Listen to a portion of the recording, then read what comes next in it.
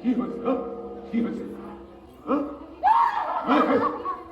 আপনি শুনুন কি হয়েছে ও ছোট আসুন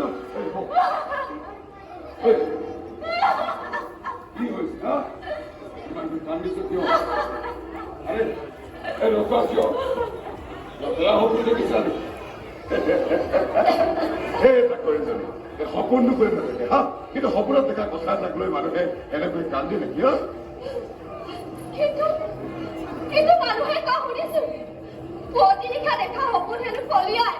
সব মিছা কথা বুজিছা সব মিছা কথা সপোন তুমি যি হব দেখা কিয় সি সদায় সপোনে সি কেতিয়াও পৃথকত পৰিণত হ'ব নোৱাৰে নহয় বুজিছা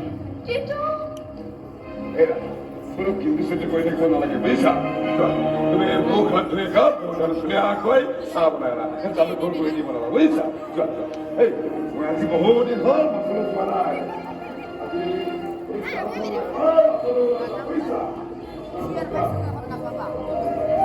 শুকাই গৈছে দেখিছা শুকাই গৈছে এয়া লগৰবোৰে খং কৰি আছে নহয় বুজিছা যোৱা ধুনীয়াকৈ চাহ বনা আপুনি আজি মাছলৈ যাব নালাগে দিয়ক মোৰ মনটোৱে কিবা মানি লোৱা নাই সেই পুৱতি নিশা অকলশৰে মাছ মাৰিব কিনো অভদ্ৰ কথা বোলে কিবাহে এনেকুৱা সময়ত মাছ মাৰিম যাতে বিচাৰ নগৰত আমি এই তৰা বিলত মাছ মাৰি আহিছো বুজিছা আজি তোমাৰ কথা মতে মই মাছ মাৰিবলৈ নাযাম ৰাজৰ যোৱা চাহ একাপ কৰি আনা যোৱা কিন্তু মই যে সপোনত দেখিছো আকৌ সপোনৰ কথা এৰা কি দেখিছা তুমি সপোনত কি দেখিছা আৰু নকোৱা কিয় সিহঁতে আপোনাক মোক আকৌ কোনে কি কৰিব কোনে কি কৰিব মোক কোৱা এৰা কোনে কি কৰিব মোক এই নকোৱা কিয় কোৱা সিহঁতে আপোনাক মাৰি পেলাব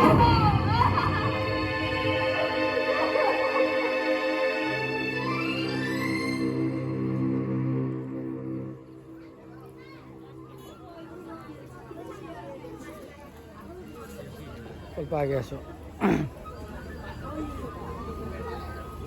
মই আৰু কোনো কথাই নুশুনো মোক মাথো লাগে এই মাটিখিনি মনোহৰ নাচনাৰ কি আছিল সেইজনৰ নাম তাৰ মাটিখিনি যিকোনো উপায় মোক লাগে তাকো বহুধৰণে বুজোৱা আনকি তাক সেই মাটিৰ দাম গুণ পৰ্যন্ত দিয়া কিন্তু সি এটা নাচুৰ বান্ধা কোনো মধ্যেই নামানে সি আৰে দুগুণ কিয় তিনি গুণ দে চাৰি গুণ দে তথাপিতো যদি না মানে 5 গুণ 6 গুণ আরে যি লাগে দি দে না মাত্ৰ মাটিখিনি মোক লাগে ছাৰ সেইখিনি মাটি ইমান দাম দিব পাৰি জানো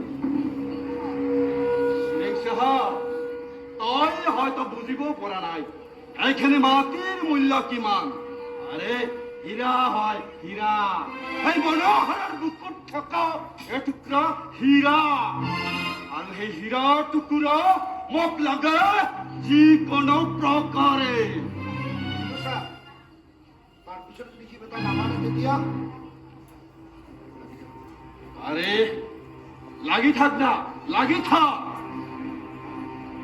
কথাতে কয় দেখোন ঘহতে বলে হিলক হৈ যায় গতিকে খহি থাকা এদিন চাবা সেই শিল ক্ষয় হৈ এই ওলাই পৰিব সেই হীৰাৰ টুকুৰাটো কিন্তু ছাৰ মনোহৰ নামৰ এই শিলটো সহজতে হৈ যোৱাৰ ভিতৰত শিল নহয় আৰে ভাই ইমান সহজে হাৰি গলে কোন হ'ব আৰে লাগি থাকা না আৰে খহি থাকা না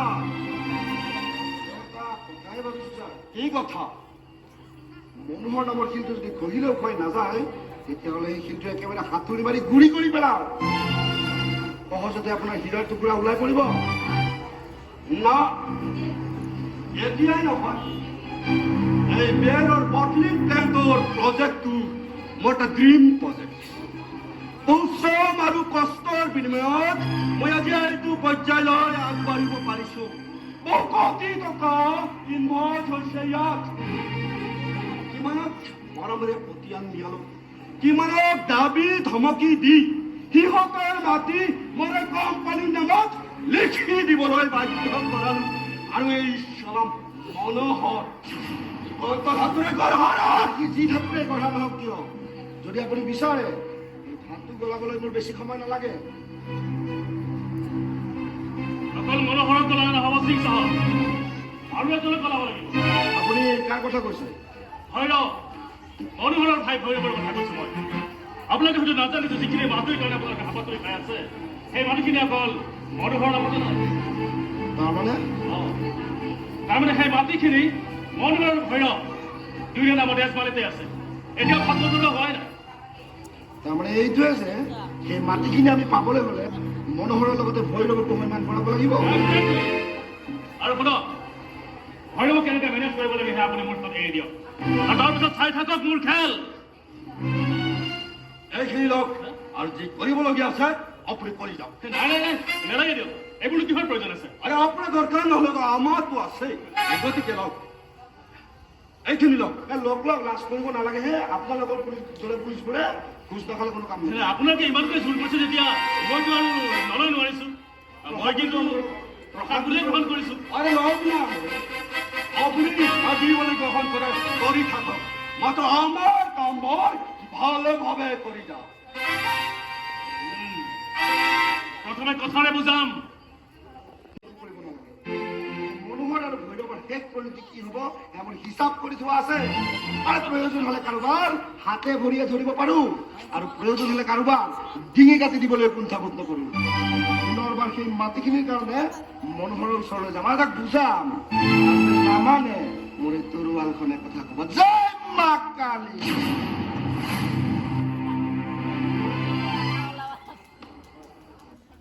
তাৰ কাম নাই, বুজিছ? কাম নাই। মোৰ আশাবোৰৰ, মোৰ ইচ্ছাবোৰৰ কোনো দাম নাই, বুজিছ? কোনো দাম নাই। এই আশাবোৰ, ইচ্ছাবোৰ এদিন নোহোৱা হৈ যাব, স্তব্ধ হৈ পৰিব, বুজিছ? এই পোৱা নোপোৱাৰ হিচাপবোৰো নোহোৱা হৈ যাব। ভাল লগা বেয়া লগাৰ অনুভূতিবোৰো নোহোৱা হৈ যাব। সকলো অভাৱ অভিযোগৰো অন্ত পৰিব। মোৰ অভিমানবোৰো নোহোৱা হব, আৰু মোৰ বিৰক্তিৰ কাৰণবোৰো নোহোৱা হব। আৰু সেইদিনাই মই চিন্তা ভাগৰ এৰি চিৰদিনৰ বাবে কি হ'ল বছ? ইমান আবেগে ঘূৰিলি যায়? আবেগ, বুজিছ? আবেগ, এই আবেগ পৰে কেতিয়াবা এই বুকুখনত হেঁচা মাৰি ধৰে, বুজিছ? আৰু বুকুৰ মাজত থকা কলিজাটো চিৰাচিৰ কৰি পেলাই এই আবেগ। এই দস্তি এইটো বৰ সুলভ, বুজিছ? বৰ সুলভ, সহজতে পোৱা যায়। ঐ নিবিচৰাকৈ আহি উপচি পৰে, চালা উপচি পৰে। তেনাহিৰৰ পথাৰত আবতৰীয়া পাণ।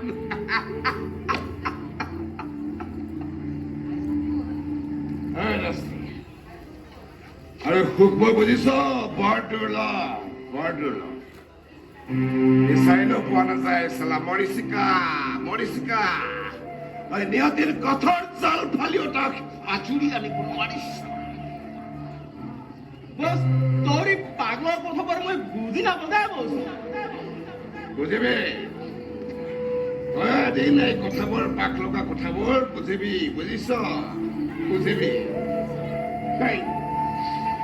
যিদিনা পানী কেঁচু এটা তোৰ কোলাত গুচি তোৰ মনৰ মানুহজনী গুচি যাব কোনোবাই অচিন জগতলৈ, সেইদিনা তয়ো বুজিবি, চালা।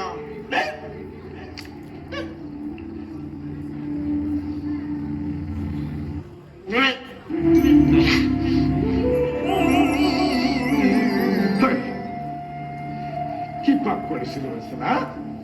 কি পাপ কৰিছিলো মই? কি ভুল কৰিছিলো মোৰ মনৰ মানুহজনী? কি ভুল আছিল মোৰ?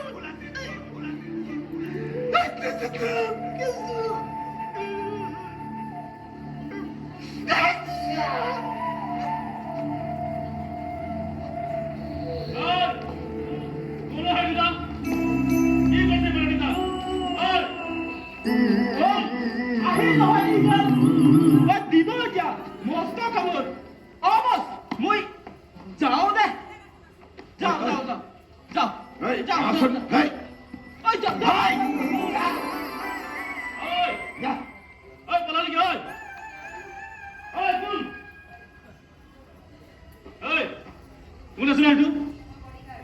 মোৰ বডিগাৰ্ড জগন আমি তাক জংলু বুলিহে মাতো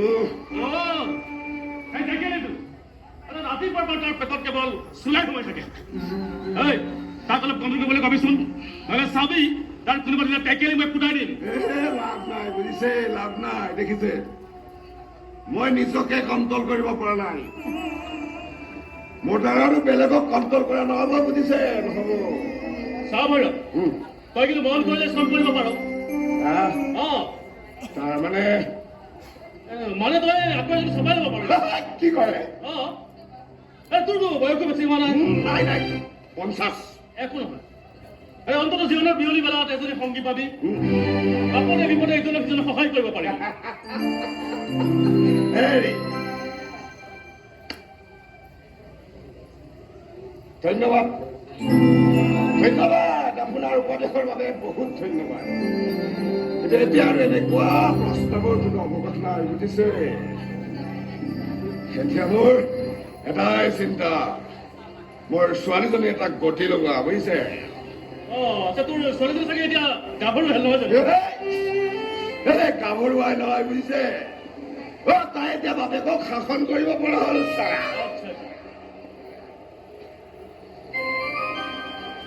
জন্ম দিয়ে মাকে হেৰি গুচি গ'ল গুচি গ'ল আৰু তাইক লালন পালন কৰাত মোৰ কষ্ট হ'ব বুলি ভাবিয়েই মোৰ ককাই দেৱৰ নকয়ে মোক দ্বিতীয় বিবাহৰ প্ৰস্তাৱ নিদিয়া নহয় বুজিছে মই বিচৰা নাছিলো যে মোৰ ছোৱালীৰ ওপৰত সেই সঠিয়া মাকৰ চাহ পৰক একমাত্ৰ তাইক লালন পালন কৰাৰ স্বাৰ্থতেই মই চাকৰি বাকৰি এৰি আহি গাঁওখনত সোমাই পৰিলো এতিয়া মই এজন খেতিয়ক মাছমৰীয়া নদীয়াল চালা নদীয়াল নদীয়াল অৱশ্যে তাইক ডাঙৰ দীঘল কৰাত মোৰ ককাইদেউ আৰু ৰবৰ অৱদান অপূৰণীয়